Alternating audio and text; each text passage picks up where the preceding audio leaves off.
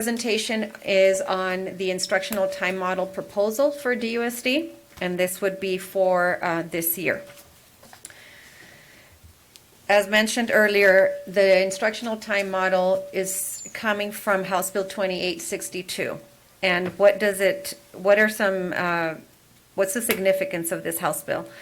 What this will allow us to do is count a school year like we normally do, that could start July 1 and end June 30th with a school month of 20 school days or 4 weeks of 5 days. So that's a traditional school year.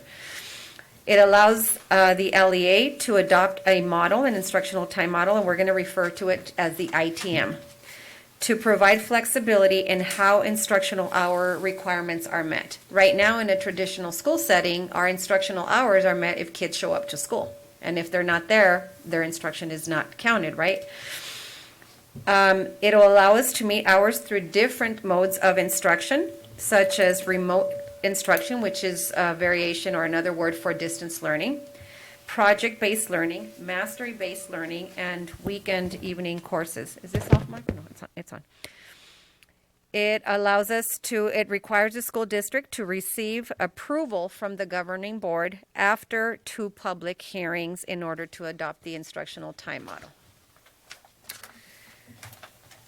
The flexibility under the House bill will allow instructional hours to be delivered any day of the week, any week, or any course length requirement. So if, for example, we could give any instructional time over the weekend to account for those days that the child would be absent for a COVID reason, we would be able to count that time during the weekend as part of the instructional commitment.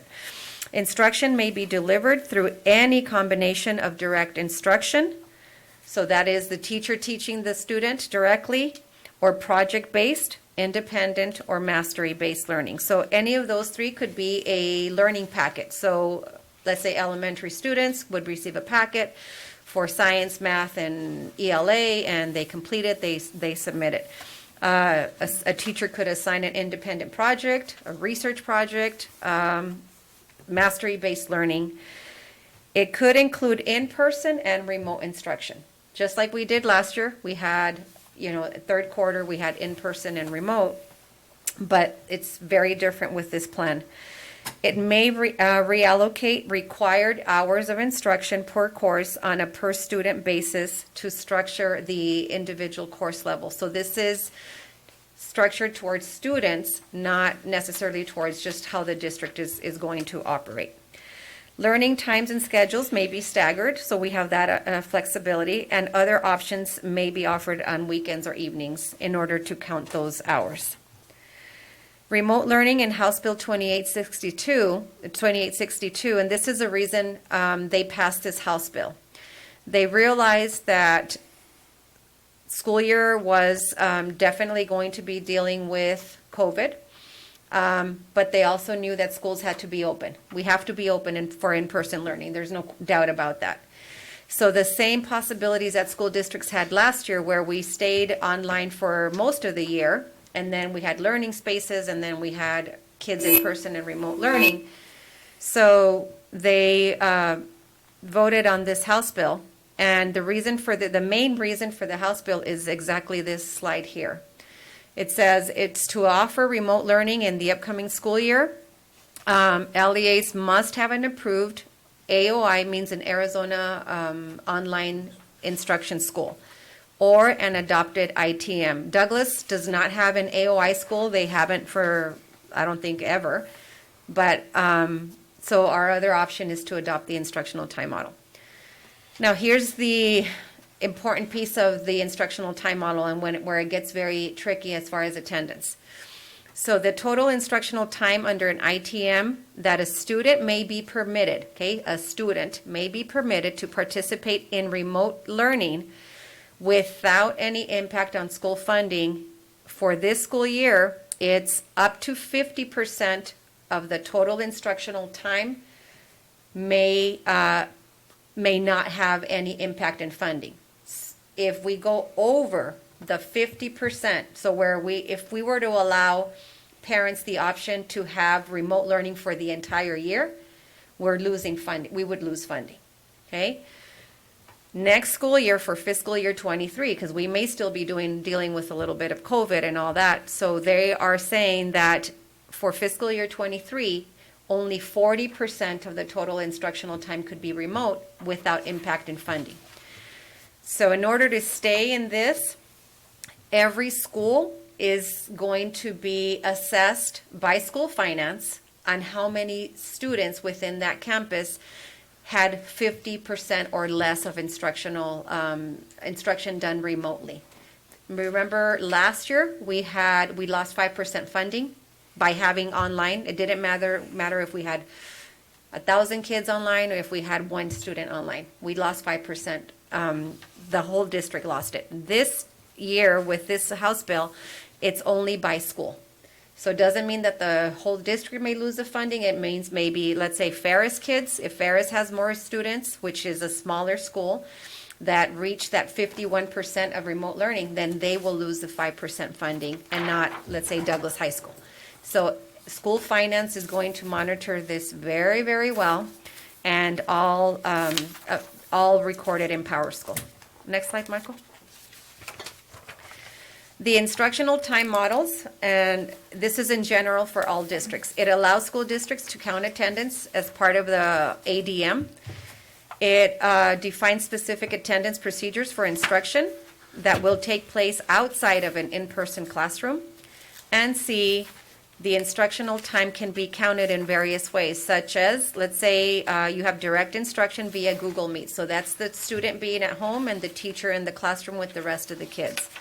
The child logs into Google Meets and joins the class.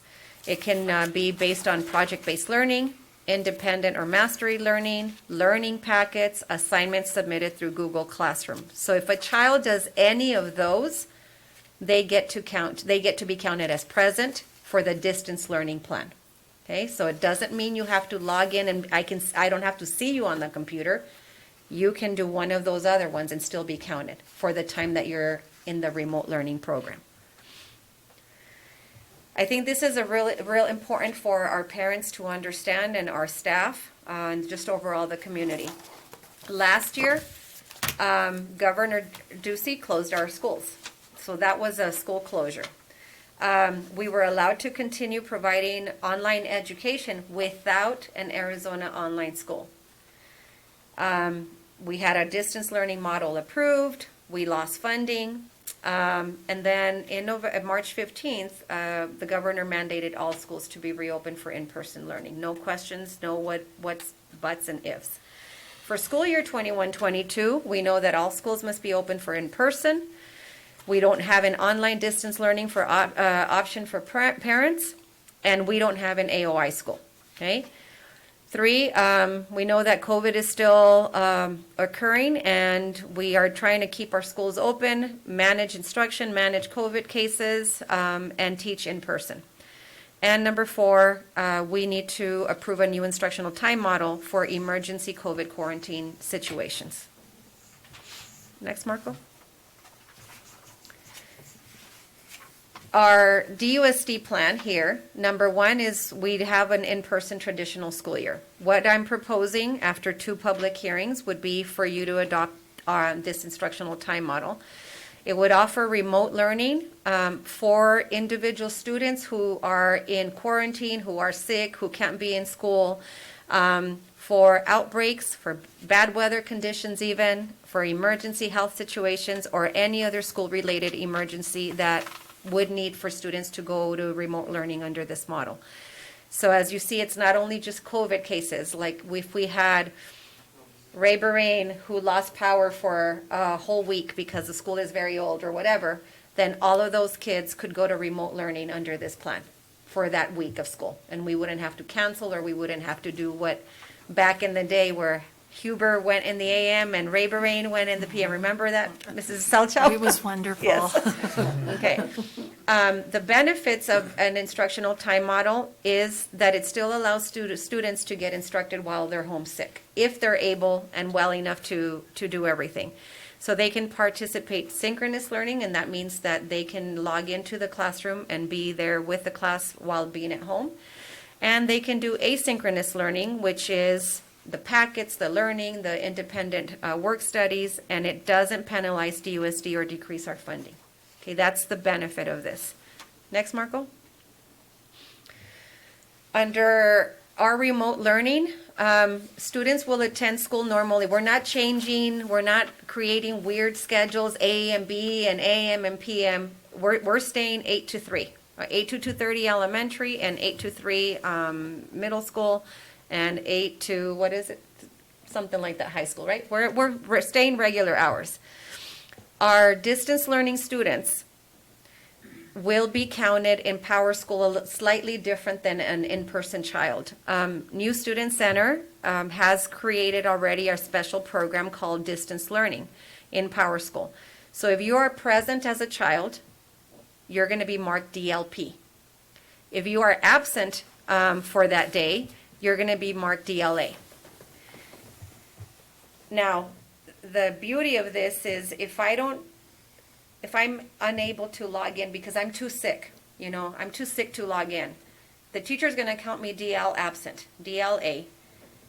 But if after 3-4 days, I start submitting my work and I've submitted it through Google Classroom, my mom took my packet back to the high school and it's done, then that teacher's going to count my work and go back and mark me DL present. Okay?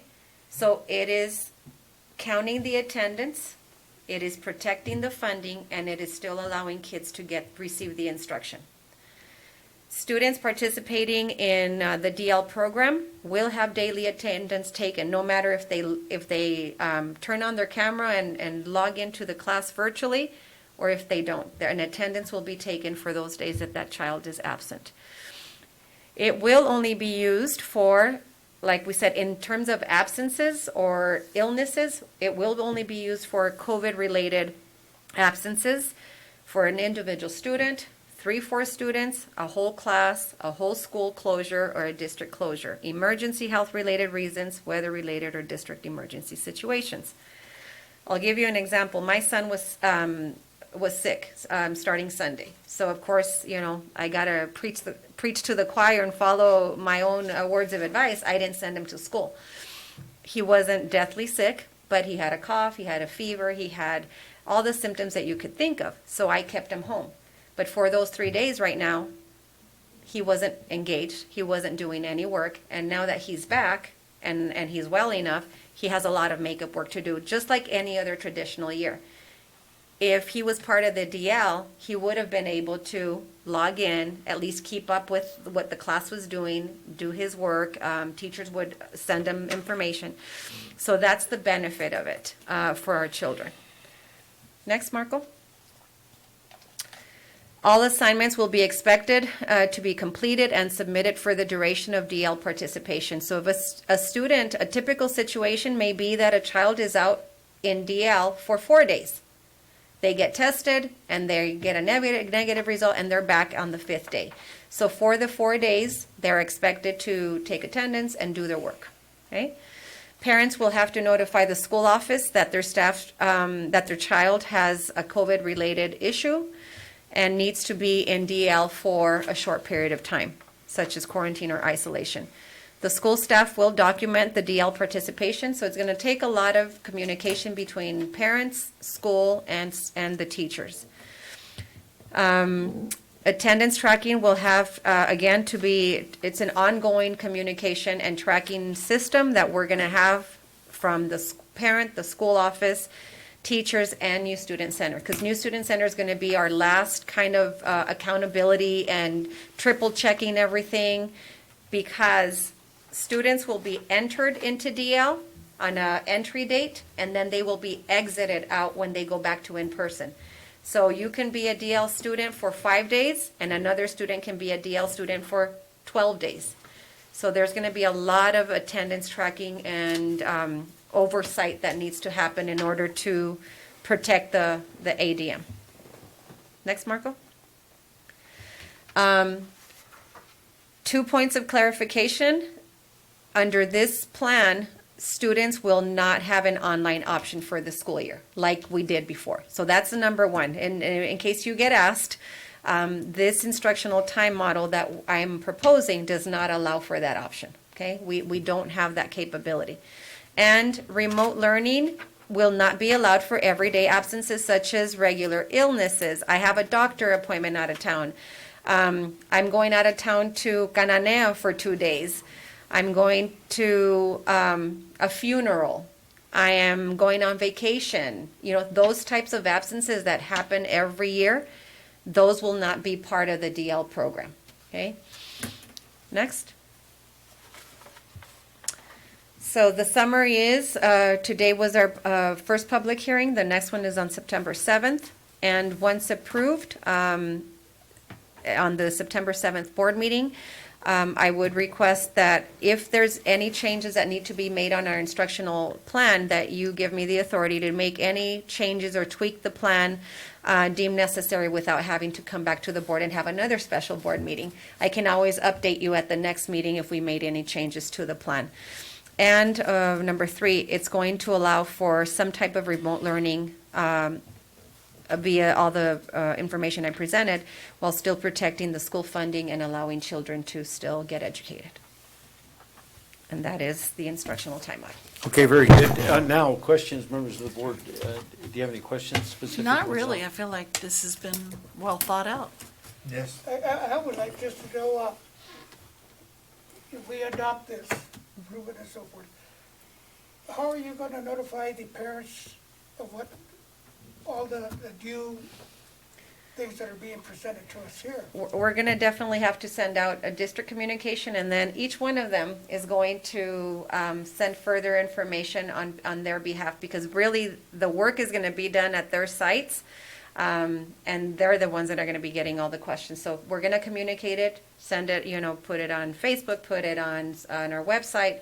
They have their own distinct information systems that they use, from text messages to parents and parent link. So we'll do as much communication as possible, because they're already dealing with the number of absences already for these reasons. And you feel you can communicate to the parents, I'm talking in general to all our directors here, those parents that are not very savvy with the computer and the Texas and all of that, because we do have parents that are not. Are you going to communicate to them is one thing that I would like to make sure you make an effort to inform those people. Those are the children that are going to need more help, because they don't get very much help at home from their parents. Other members of the board? Jana? Well, I do have a question, and this is for our principals. Sure, go ahead. Is that Yeah, okay? we're And happy to have our them. director. Will you consider having informational meeting at your school? Yes, and Okay. it's, Very good. I could just picture that. Yes. That's or what I did, and I felt last year worked well, the town hall meetings, virtual town hall, because you had more participation there than you probably did at any PTSO meeting. good. Yeah. So those are some other ones that you can all have.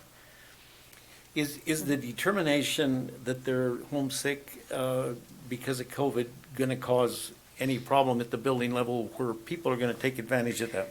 And is there going to be, and of course this is for the site people, is there going to be a verification, or are you going to take it that far, or are you just going to take their word for it? Yeah, and we discussed this extensively in the what ifs, and we know that there are many parents that will take advantage of the situation.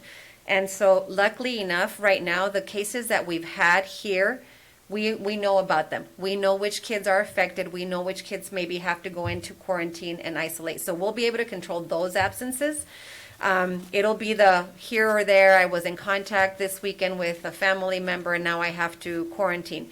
But remember, the Department of Health is in constant communication with these families and with the schools. So I think we should be able to track most of them and deal with the ones that are lying about it. I did ask the attorney, can we request like a COVID positive test or a COVID negative test upon return? She said yes, but you need to double check with the county health and see what process they have. Now, county health said, no, you do not need a negative test result upon return, because of several issues already, that they would have already been in isolation and quarantine and things like that. So we're not going to be asking for that, but I think a lot of it will have to depend on the clear communication coming from the school sites and the repeat reminders. This is not for an everyday absence. This is not, don't go to a funeral. We may have those things happen. We're going to a funeral or a vacation, but I'm going to call the school and say, my child has COVID. That could be a situation. So, COVID or Melissa? symptoms, Yeah, or excuse me, symptoms. COVID or symptoms. Or symptoms, yes. Okay, because well, it's Melissa's symptoms. walking up here. Yeah. Come on up. Okay, let me quickly ask a question here. And you know what, we're going to welcome principals reacting to anything that's said here. Seriously, any principal wants to come up and make any comments. And I think it would also be beneficial to the board that if you kind of give us an update, if you decide to address the board on how actually this whole thing is working with the masks and all these things. So go ahead, Melissa. Okay, so I do want to make a comment. So just to let you know, remember, these are isolated instances, okay? So yes, communication is going to be key in this process. So